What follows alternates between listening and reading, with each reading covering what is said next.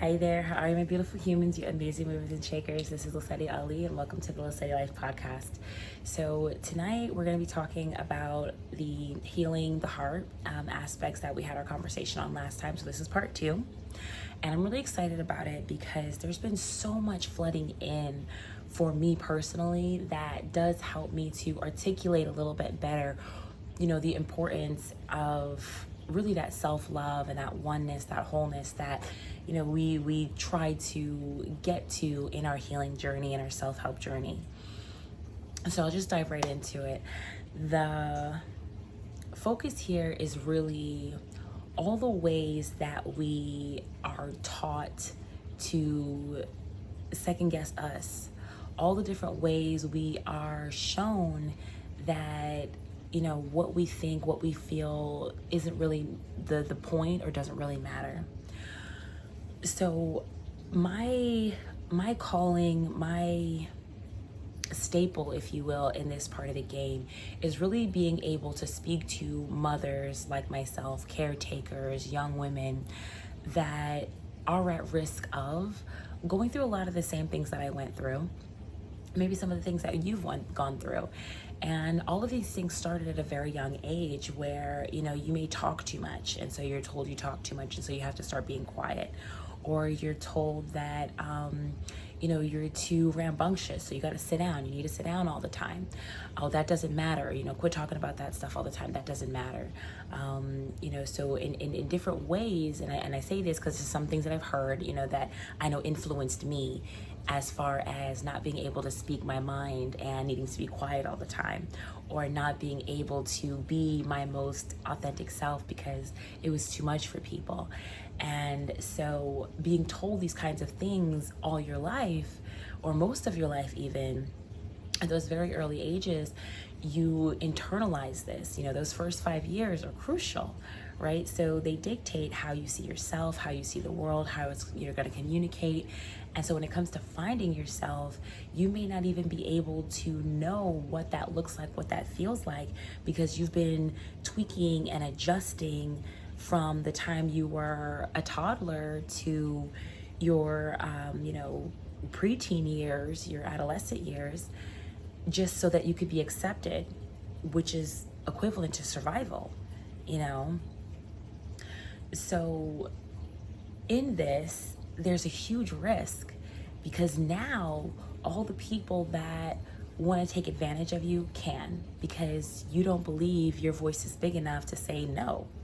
All the people that want to take your dreams from you can, because when they say it's stupid, someone else important to you said your thoughts or ideas were stupid, and they might be right just like they were back then, right? All of the ways that you want to be your biggest and best and boldest self really pale in comparison to the people you looked up to, the people that took care of you, the people that instilled things in you that are contradictory to who you truly are. And so it's really hard to combat those things with your own mindset, with your own thoughts, with your own ideas and feelings, because you've adopted theirs and their voice is so much louder than your own, right? So in your self-help journey, in your self-healing journey, one of those big pieces is to really get deep and get honest about the ideas you have, the beliefs you have, the thoughts you have that aren't even really yours. And that can be difficult because a lot of those things you may have told yourself for such a long time.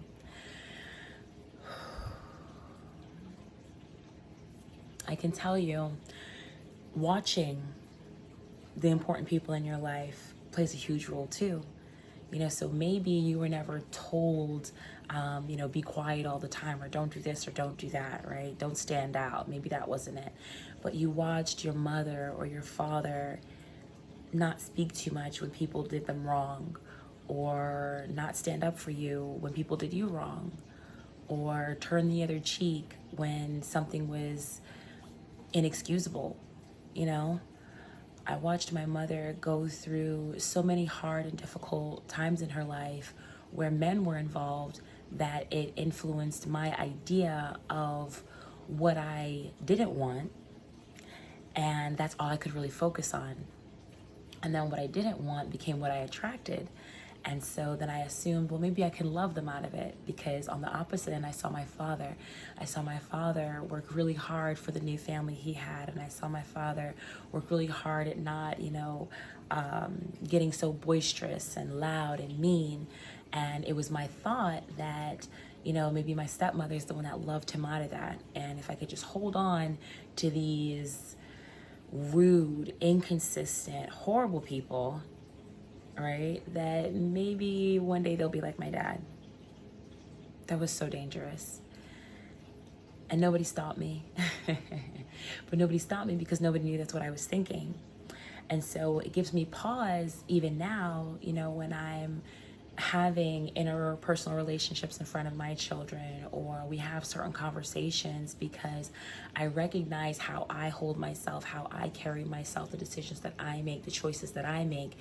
They're watching me, and they're going to mimic me. They may not do a single thing that I say, but they're going to copy me, right? How many of you have copycats? Okay. So, I believe these things are so vital, because when we get into the young adult life, right, those are the things we're basing our everything off of. I have so many people that I just love dearly that I work with or have worked with, where they're having such a hard time in their now, because they're basing everything in their now off of the ideas and the mindset and the programming they had from the time they were small children to the time they were teenagers. So they see themselves, maybe how they saw themselves as a teenager. They see the world and the people in it, how they saw the world and the people in it back then, And so we operate from this, meek, almost small mentality a lot of the time, to this loud and boisterous mentality, because we weren't being seen or heard. Or maybe we were seen and heard way too much, right? Which is why we want to hide all the time. And in the most negative ways, we want to shrink down and not be so loud and not be so big and not be too much. If I had $1 for every time I heard that I was being too much, doing too much, boy.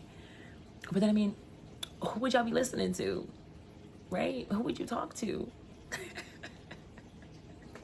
I've learned to be able to make that my biggest asset, my greatest asset, because at what point I was so afraid of it and I was so ashamed of it, when I started doing my healing and doing the work, and I realized, like, this is who I am and it's okay. It helps people, and it loves people, and it gives to people. And when I'm able to, I can receive as well from those same vibrational frequencies that come back to me, because I've let them out. And so life becomes this new playground and this board game that, we really want to see what we can do now, right? We want to see how people respond to the new me, to the real me. And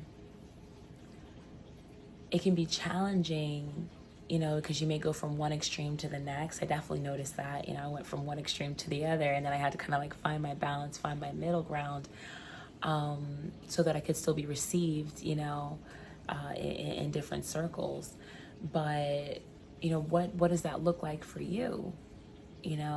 Finding your middle ground, finding your happy place, because maybe you were so quiet before. Now you just won't shut the heck up, because nobody's going to silence you again, right? But there's a middle ground for that.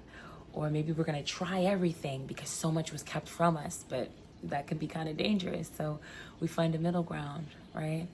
And there's so many other examples, but I do hope you follow me in that. What's something that you realized, like, hey, this was a deficit, and you went and overindulged in it and had to find your middle ground? Let me know in the comments. I'm definitely interested to see what that might have been for some of you. For me, other than maybe my voice, I would definitely say it would be my anger. I've told you guys before, I don't like to yell. I don't like to be taken out of my character. but I also didn't like to be angry. I didn't like to be angry because everyone always emphasized how happy I was and how good I was and how loving I was and how caring I was. And that's because as a child, I was the second mom. You know, I couldn't afford to be out of the right mental space because I was the one that everybody counted on. You know, so I had to be happy and I had to be chipper, and I wanted my mom to have a good day and know that everything was okay in the house when she was at work all day. I was a latchkey kid. We were home alone a lot, okay? So it just meant more to be happy and to be in the right state of mind so that my mother was approving of me and received me the way that I wanted her to receive me. So I went and did this in the world as well. So when people saw me upset, people saw me angry, people saw me frustrated, it was new for them. It was weird to them. And so I would hide her, right? So much so it became toxic and my body got sick. And that's when I started, you know, a lot of my journey in the earlier years was to heal those things that I was keeping a hold of by stuffing the anger, stuffing the frustration, stuffing the loneliness, stuffing the bitterness, right? So I got to a place where I was always loud. I was always letting you know about yourself. I was always ready to, okay, you want to go? We can go. It was bad. It was so bad. But then I found my middle ground. You know, I'm able to be angry and let you know what I'm thinking, what I'm feeling, and articulate myself very well in doing so. But not to hurt you, and not to get back at you, and not just to make me feel better. But so there's communication and understanding and a way forward, right? And I think that's what we miss when we're healing at the very beginning, is that we're healing in order to move forward. We're not healing just so we don't feel bad anymore. No, we don't want to feel bad anymore. But that's a beautiful byproduct of really going after moving forward. Your heart needs it. Your body craves it. And your mind, you'll never be the same again. You master your mind, you master your reality, right? And your brain and your heart coherence is so vital in that, right? Because everything that's floating around in your mind, everything that's going on in your mind, a lot of it is triggered by what's going on in your heart. If you're angry today, if you're happy today, if you're bitter today or grateful today, right? That there's a term in psychology called negative positive regard. You know, something negative happens, literally everything the rest of the day will seem negative.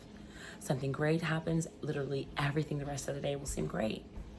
Like waking up on the wrong side of the bed, right? So I say all that to say, take your healing journey, I don't want to say seriously, but yeah, you know, take it seriously, because there's a reason you've come this far, and there's a reason you're really on it now. And holding on to what things were isn't going to be any more beneficial than, you know, taking a class you've already taken. It's monotonous, it's mundane, it's repetitive. So you might as well get through the class, right? Like, love yourself already. Get over that pain and that hurt already. Let it be. It is what it is. But the future can be anything you want it to be. All you have to do is get a hold of this by opening this. I love you, and I really, really hope this was helpful. Please make sure you like and subscribe for more. Namaste.